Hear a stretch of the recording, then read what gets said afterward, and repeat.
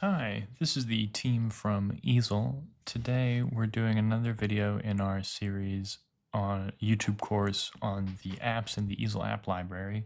Today we're going to be talking about the stamp maker. Essentially, the stamp maker takes a design, sets it at a 0 depth, and puts a square or rectangle behind it at a carved depth to create a stamp. And we are going to take a look at that and then talk about one of the caveats to it. So I'm going to go ahead and grab my design, move over to the left-hand toolbar and select Apps. From there, I'll scroll down and click on Stamp Maker. When I import something into the Stamp Maker, it gives me one option and then a preview. The option is to flip the object, and that will be checked automatically, and you can uncheck it to not flip it. In this case, I'm going to go ahead and flip it, and that's going to flip my object and then create a square behind it that's lower than my object, and then it's also going to cut it out. And that's essentially how to use the stamp maker.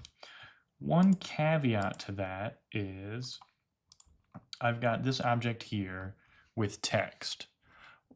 Before we kind of get into this, one thing to note is in this series we've talked a lot about making text into an object. For the stamp maker, you don't need to do that. You can if you want to, but you don't need to. But one thing to keep in mind is when you select an object and you go over to the apps and move into the stamp maker, it's going to say flip, but you won't see your text flipped. You want to make sure that if you do have text, you have flip checked, but you won't see your text flipped in the preview. But when you import it, it's going to flip your text. If you don't flip it,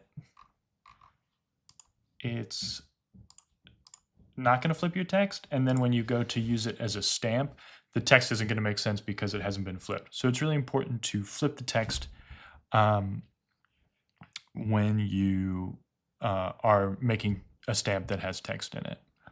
And you can always like grab an object and then click on edit and flip horizontal if you want one thing one way and one thing a different way. That's fine too. You can always change it that way as well. And then as always, we'll have an example project linked in this video that you can take a look at and try for yourself. Have a wonderful day. To learn more, head over to easel.com.